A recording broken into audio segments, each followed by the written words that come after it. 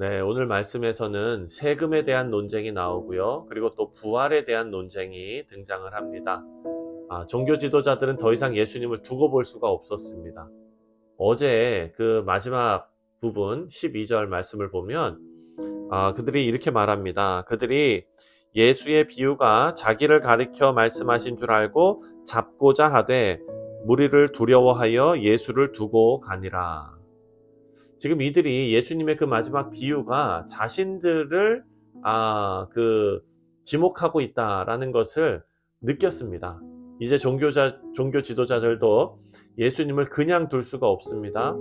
앞으로 예수님을 계속 공격하게 될 텐데, 오늘 말씀에서 세금 문제와 그리고 또 부활의 문제를 예수님께 가지고 나와서 예수님을 공격합니다. 이슈를 정리하면 로마 황제에게 세금을 바치면서 하나님을 섬긴다고 할 수가 있는가? 하나님을 영화롭게 하는 일이 맞는가? 라는 질문을 던지고 있고요. 또 오늘 말씀에 이어서 나오는 부활 논쟁은 부활의 소망을 구약에서, 다시 말해서 모세의 책에서 입증할 수 있는가? 이런 질문으로 예수님을 궁지에 빠뜨리려고 합니다. 먼저 세금 문제를 보면 이 함정은요, 대제사장들과 서기관들 그리고 장로들이 예수님을 공격하려고 두 그룹의 사람들을 보냅니다. 바리새인들과 헤롯 당원들입니다. 13절입니다. 13절을 보면 그들이 예수의 말씀을 책잡으려 하여 바리새인들과 헤롯 당 중에서 사람을 보내매. 여러분, 종교 지도자들이 바리새인들과 헤롯 당원들을 동시에 예수님께 보낸 데는 이유가 있습니다. 이 바리새인들은요, 민족주의자들입니다. 민족주의 성향이 강하기 때문에 로마의 세금을 바치는 것을 못마땅하게 생각했던 사람들이고요. 또 반대로 헤롯 당원들은 친로마 사람들입니다. 로마의 세금을 내고 로마의 혜택을 받는 것을 지지하는 사람들입니다. 그러니까 예수님께서 어떤 답을 하셔도 문제가 될 그런 상황입니다. 그런데 이상한 것은요, 이 사람들이 예수님을 공격하는 데는 연합해서 예수님 앞에 나왔다는 겁니다. 서로 다른, 어찌 보면 서로 앙숙인 이 두 무리가 예수님을 공격하기 위해서 함께 연합해서 나왔습니다. 바리새인들도 이유가 있지요. 예수님께 종교적인 기득권을 뺏길까봐 두려워서 나온 것입니다. 그리고 헤롯 당원들도 자신들의 권력에 대해서 위기의식을 느꼈기 때문에 사람들이 예수님을 막 왕으로 여기면서 따르고 있지 않습니까?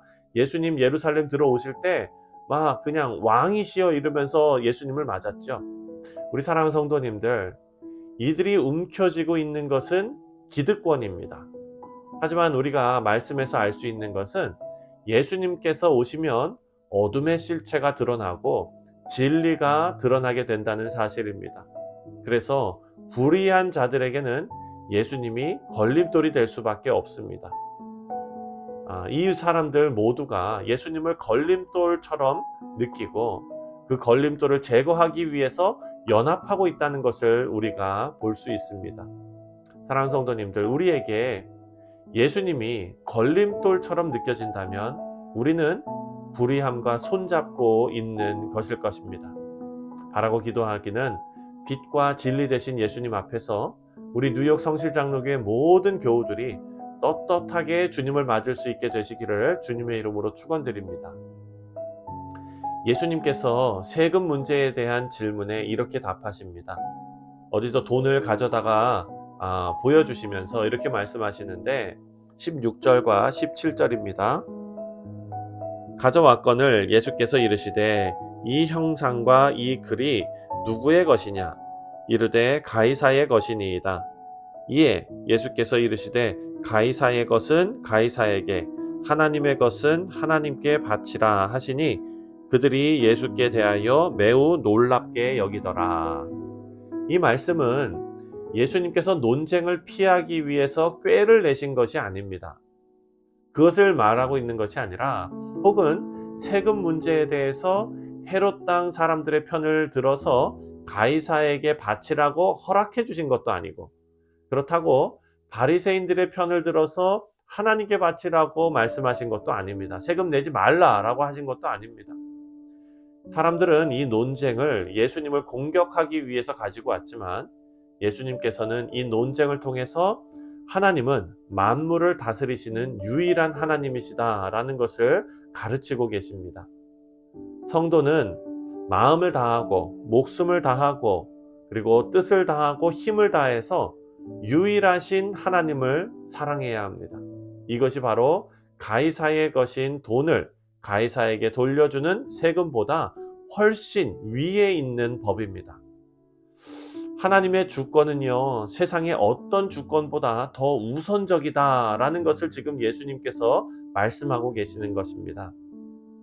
예수님을 믿는 자들은 이런 예수님의 메시지를 받게 되지만 바리새인들이나 헤롯 당원들, 종교 지도자들 이런 사람들은요, 복음으로 들리는 예수님의 권위 있는 말씀보다 그저 예수님의 지혜로움에 놀라는 것으로 끝나버립니다. 이것이 너무나 안타까운 일입니다. 이어서 부활에 대한 논쟁이 등장하는데 이 논쟁을 위해서는 사두개인들을 보냈습니다.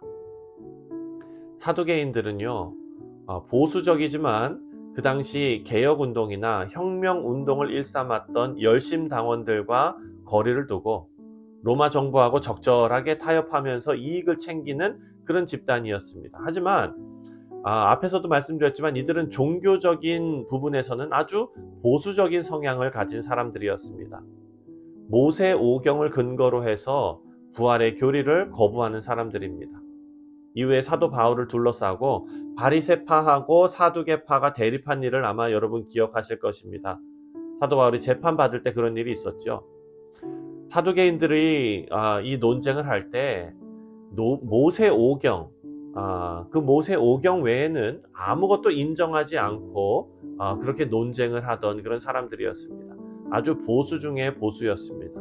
그러면서 예수님께 질문을 하는데 만약에 부활을 하면 모세 오경에 나왔던 법대로 행했던 사람들, 예를 들어서 오늘 본문에 나오는 형의 아내를 동생이 거두어주는 이 법을 지켰을 때 만약에 7명의 형수를 다 거두었을 때 부활이 문제가 되지 않겠느냐라는 것입니다. 23절 말씀을 보면 23절에 7사람이 다 그를 아내로 취하였으니 부활 때 곧 그들이 살아날 때에 그 중에 누구의 아내가 되리이까 이렇게 물어봅니다. 어찌 보면은 되게 생각지 못한 부분을 들추어낸 그런 질문이라고 생각할 수 있겠죠. 이에 대해서 예수님께서는 이들이 자부심을 가지고 있었던 부분이었던 하나님의 말씀, 그 성경도 제대로 알지 못하고 하나님의 능력도 바르게 알지 못한다라고 책망하시면서 말씀하십니다. 27절을 보니까 하나님은 죽은 자의 하나님이 아니요 산 자의 하나님이시라 너희가 크게 오해하였도다 이렇게 말씀하십니다. 사랑하는 성도님들, 부활의 의미가 깨달아지는 것은 큰 복입니다. 베드로와 야고보 그리고 요한은요, 예수님께서 야이로의 딸을 살리신 것을 직접 보았습니다. 그리고 실제로 변화산에서 이미 죽은 모세와 엘리야가 예수님과 대화하는 것을 직접 보았습니다. 그럼에도 불구하고 죽은 자의 부활이 무엇을 의미하는 것인지 전혀 깨닫지 못하고 있습니다. 여러분, 실제로 헤롯 왕도 예수님을 죽은 세례 요한이 부활했다고 믿었던 것처럼 그 당시에 많은 사람들이요, 부활에 대한 교리를 많이 알고 있었습니다. 멀리 퍼져 있었습니다. 하지만 예수님의 죽음과 부활이 무엇을 의미하는지를 깨닫지는 못했기 때문에 예수님의 고난에 함께 참여하지 못했고 또 모두 도망가고 베드로는 심지어 예수님을 면전에서 3번이나 부인하게 되는 그런 일을 하게 됩니다. 사랑하는 성도님들, 우리는 예수님의 은혜로 부활이 무엇을 의미하는지를 알 수 있습니다. 죄와 사망의 권세를 모두 끊어버리시고 새로운 피조물로 거듭나게 하시고 이후에 예수님 다시 오실 때에 영화로운 몸으로 부활하여 하늘의 영광에 참여하게 될 것을 우리는 알고 믿습니다. 사랑하는 성도님들, 바라고 기도하기는 오늘 하루를 살아가시면서 그리고 또 이제 부활절을 앞두면서 이 모든 것을 이루신 예수님께 감사와 찬송을 올려드리시는 복된 하루가 되시기를 주님의 이름으로 축원드립니다. 기도하겠습니다.